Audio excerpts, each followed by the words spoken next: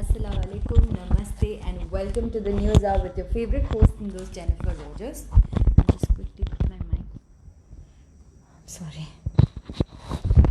And if you are new to our channel, do not forget to share this video with all your friends and family so they are aware about all the things happening in Qatar and all around the world. And with that, we are also available on Instagram, Facebook, and Twitter, where we post a lot of interesting content and it's just for you. And if you haven't checked out our YouTube channel, please go ahead and check out our YouTube channel, which is also called Qatar Day. And do not forget to check out our other channel, which is called qatarday.com. With this, I have about 3 local news and 2 international.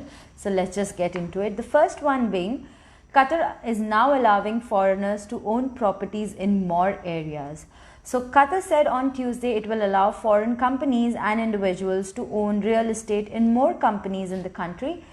The rules to attract overseas funds in the sectors are part of the move to diversify the economy. Now, non-Qatari individuals could own properties in 9 areas, up from 3 before, while the number of areas where foreigners may use real estate have also been increased to 16 right now, and a government statement said. Along with this, the foreign companies can also own properties in 9 areas, a big boost from the past when they were only allowed to access the real estate ownership within the confined to Pearl Island project in Doha. Now, such decisions would contribute to the advancement of the Qatari real estate market, the acceleration of the economic development and the stimulation of the real estate sector, the Ministry of Justice said. Now, Qatar government will also grant residency to the owner of properties worth at least 730,000 riyals as well as their families, it said. Now, Qatar passed a law in 2018 permitting greater foreign ownership of its real estate, which in recent years has been hit hard by the oversupply tied to the rush of constructions ahead of 2022 World Cup, which Qatar is hosting. And another damper of the sector has been the diplomatic, trade and transport boycott imposed on Qatar in 2017 by Saudi Arabia, the United Arab Emirates, Bahrain and Egypt over allegations denied by Doha that it backs Islamic militants. Now, Qatar, the world's top exporter of liquefied natural gas, is trying to diversify its economy by boosting tourism and foreign investments on non-hydrocarbon sectors. By allocating these areas as eligible for foreign ownership and investments, Qatar has created attractive opportunities that would benefit both domestic and international investors, said the Ministry of Commerce and Industry. The change will also help to grow and strengthen Qatar's economic development.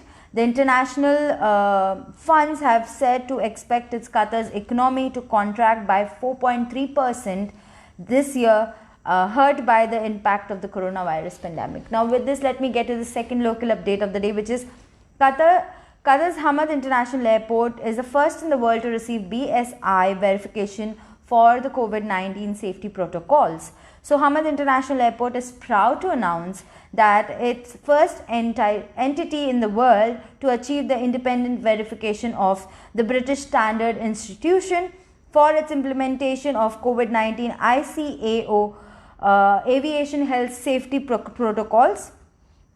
The verification was conducted following successful adults from the compliances to International Civil Aviation Organization's Recovery Task Force.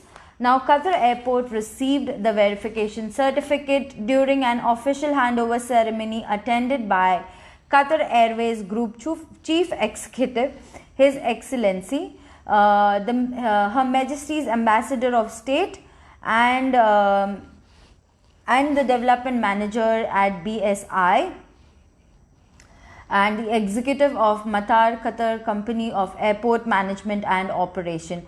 Now, this important achievement marks the state of Qatar as the first country in the world to be verified by BSI for its COVID-19 aviation health protocol implementations. Now, it is also a signified testament to the efforts that implemented by Qatar's giveaway to the world, that is Hamad International Airport, that helped successfully restore passengers' confidence and boost air travel even during the turbulence of times.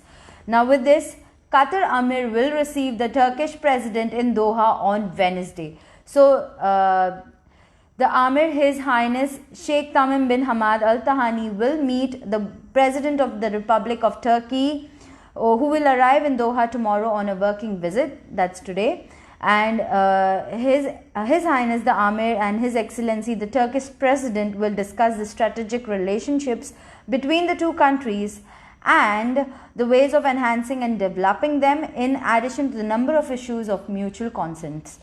Now with this, let me get to the international bit of the day, which is the wealth of billionaires raised up to $10.2 trillion amidst the COVID-19 crisis. So the report finds that the billionaires did extremely well, as a rally in stock prices and gains in technology and healthcare helped the wealth of the world's richest break about a $10 trillion mark. It covered over 20,000 billion, representing some 98% of the total wealth.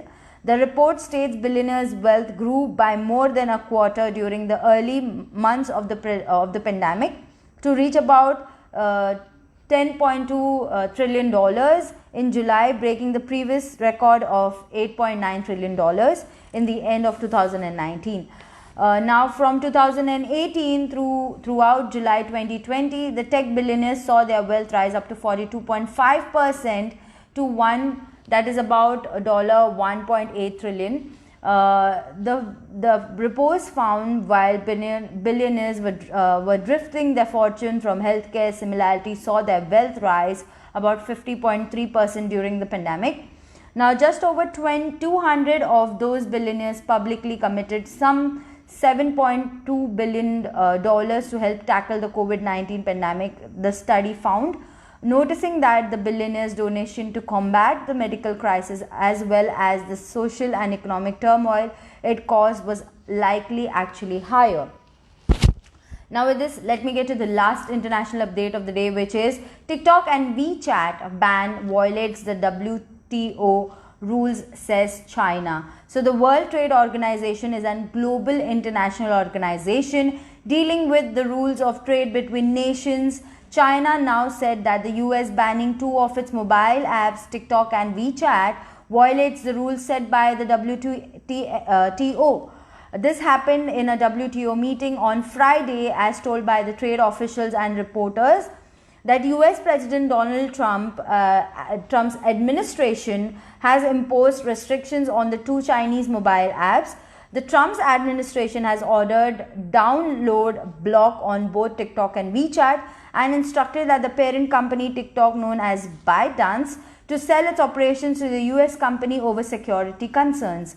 Now the China representatives at the WHO meeting, at the WTO meeting actually, said are clearly inconsistent with the WTO rules, restrict cross-border training service and violate the basic principles and objectives of the multilateral trading system.